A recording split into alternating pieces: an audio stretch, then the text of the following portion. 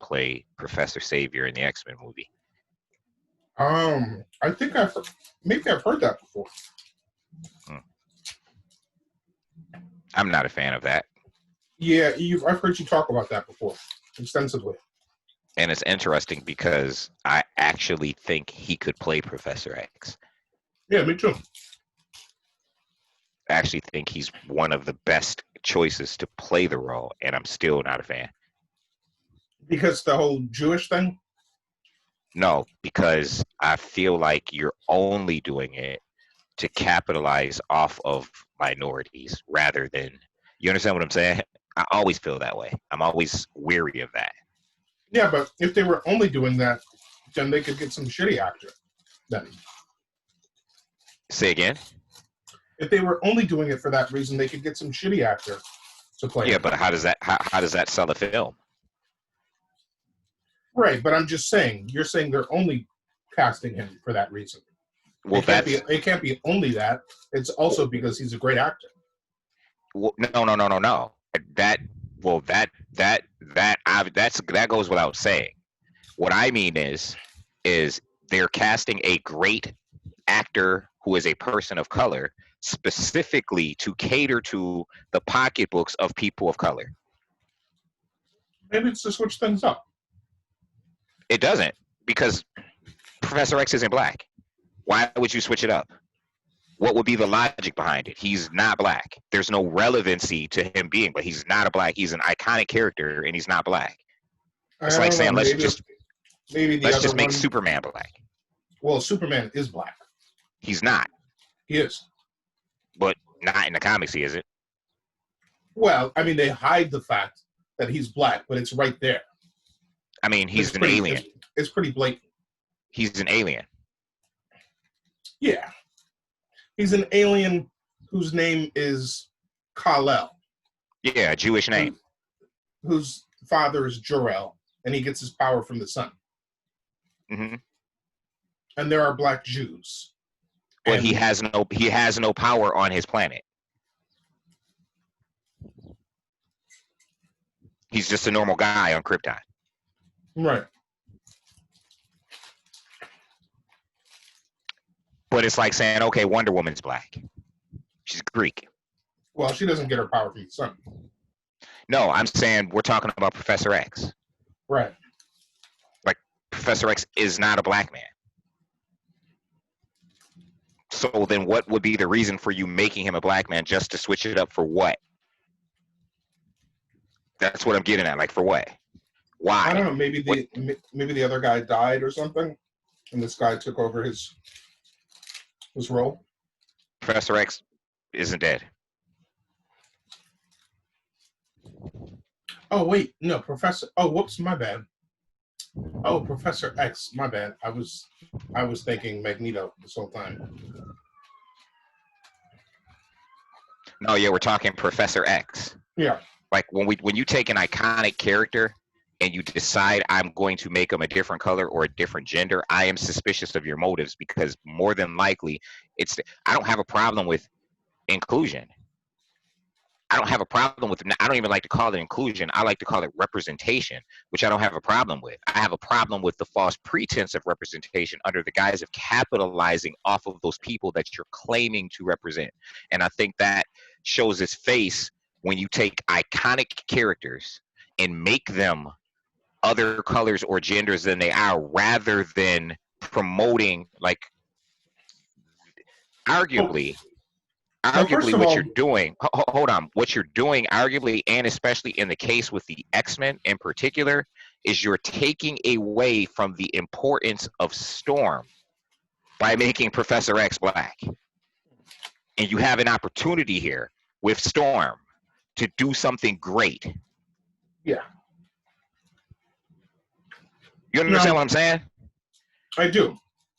I mean, do you think this is real, or is this just an internet rumor? I don't know. I just don't know. I saw the article and I just kind of looked at it and then moved on. I didn't go do any fact checks yet. The reason why I'm asking is because even as you're talking about it, I'm thinking about how could they write it in a way that would make sense, right? Like, I was trying to make sense out of it. Like, one person eventually dies, someone else takes over in that role. It happens to be a person of color instead. But even in those cases where something changes, like a gender or a race changes, that's always based on the comic books, right? Right. In those So cases, what they would probably do is just not write it so it makes sense, and just write it so it's like that's just what it is. Kind of like they did with Kingpin in that first Daredevil movie when they cast Michael Clark Duncan. They didn't write an excuse as to why Kingpin was now black. They just made he's just black. what in the Netflix show? No, the original Daredevil movie with Ben Affleck, Oh, okay, the Kingpin is Michael Clark Duncan. okay. Wasn't that guy always kind of dark anyway, though, or no? Well, no, Kingpin is just a straight white Italian mafia dude. Nobody complained that they cast Michael Clark Duncan because any more than I'm at odds, because if you cut Giancarlo Esposito's hair off, he looks like Professor X. I see. He certainly looks like he can play the role.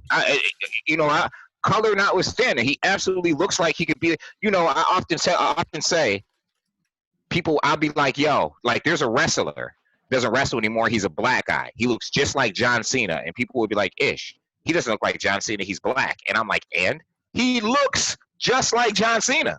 Okay. Like they look like each other. It doesn't matter that they're different colors. You can still resemble people of other colors. You understand what I'm saying? Yeah, you can still have same features and the whole nine and resemble people, even if you're not the same color. Sure. And the guy people used to say it. They even put him in like a little mock tag team because they look alike, even though one is black and John Cena's white. And we're not talking this guy's mixed. He's straight black. You know what I'm saying? John Cena's white, but they look alike. Yeah. You understand what I'm saying? Like they just look alike. And, so when they did this with Kingpin, you didn't like it? No, I wasn't mad after I saw it because he was Kingpin in that movie. But again, at the time, we didn't have this whole social justice thing. Nobody was tripping. Now, when you have an opportunity, and these are all the factors that I like to look at, you have an opportunity to really promote representation. Like DC, for instance. DC wants to do a Justice League like a major cartoon. So what they're going to do is instead of giving us Hawkman, they're going to give us Hawkwoman on that team. So it's not just Wonder Woman, right? That makes sense because they have a Hawkwoman. They're not turning Hawkman into a woman. There is a Hawkwoman who is as popular as Hawkman. They're going to put a black Green Lantern on that team. Not because they're turning Green Lantern black, but because John Stewart, right, there already is one, and people know him. And, of the 7 Green Lanterns, he's a popular Green Lantern. So while they could put the most popular on the team, Hal Jordan, they're going to put John Stewart instead because of representation. This is a good means of representation. These characters exist. Also where the talk show host Jon Stewart got his name from. But you see what I'm saying? No, this is where that's not a joke. That's not a joke. That's where he got his name from. Really? I didn't know that. Yeah, I'm comic book fan. Well, yeah. So look at it like that. This is good representation and inclusion in the sense that DC Comics recognizes that there is a need for representation. And they also want to profit. They want more women to watch the show. They want more minorities to watch this cartoon. Instead of turning somebody Chinese or black or a man into a woman, we're going to take these characters that exist and include them instead of the other. And that makes sense. Right. That makes sense to me. You know what I mean? I'm not going to turn this person into this color so I have this representation, because then what is your real motive? Yeah. When you're ignoring characters that already exist that you can use. Like Storm is so important. She's such an important character in the scheme of comics that to de-emphasize her importance, which it does indirectly, by just making people question why the face of the X-Men is black, or a person of color, it de-emphasizes the importance of Storm indirectly. Through distraction, you mean? Yes, it indirectly does. Mm-hmm. Well, Not only that, I don't think I have a feeling it's just talk. I do too. I have a feeling it's talk, and unfortunately, it's one of those things that I think manufacturers outrage. You know, I'm not mad. I don't see. That's the thing, because you're right. Because there are people who are going to be outraged for negative reasons. Yeah. My reasons are I want to protect the interests of people that look like me and people who have been underrepresented. I don't want you to use the need for us to be representative as a specifically a way for you to get money out of our pocket and capitalizing off of our cultures. Yeah, I'll just be happy if they get. I'll just be happy if they get Storm right for once. You already know how I feel about that. Yeah. You know, I'm a Storm guy. What is happening out here? The police got my street blocked off. It's a trail of cars with balloons, beeping the horn. Somebody got married, maybe. Sounds like somebody got married.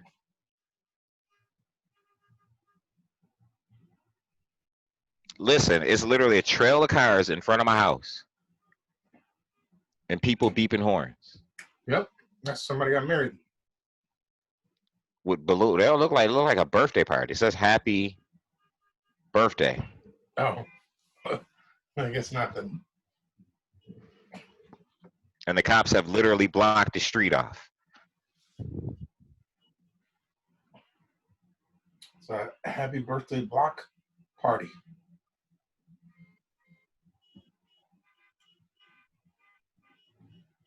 And they're just straight beeping the horns.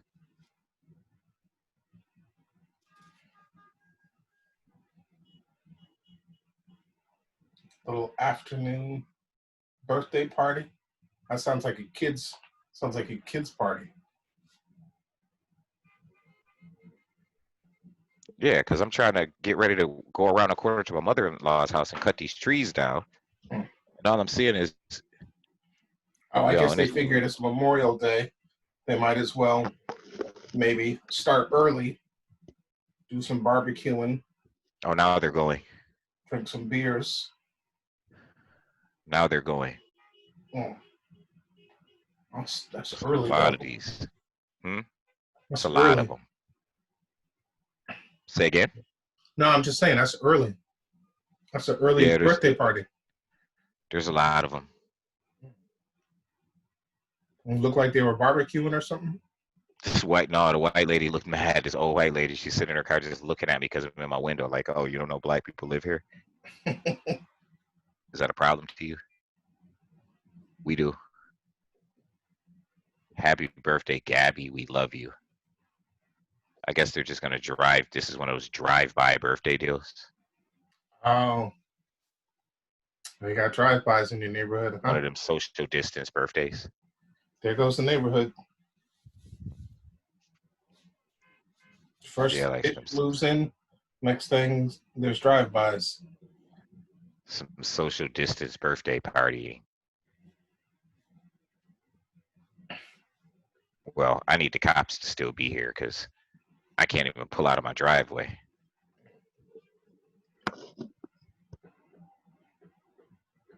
I literally can't even pull out of my driveway. All right, this appears to be the last car in the stupid thing. And the stupid train. Because I literally like, oh, yeah, got me stuck in my driveway. Which, like, no, I'm not going to trip. I'm going to let people try to live as best they can in COVIDia. Yeah, you don't want to be the old man yelling, get off my property.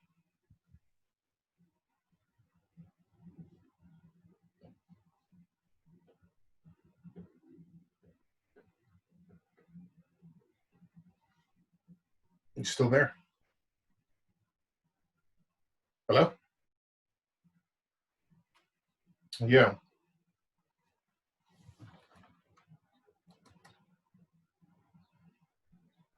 Well, that's not me.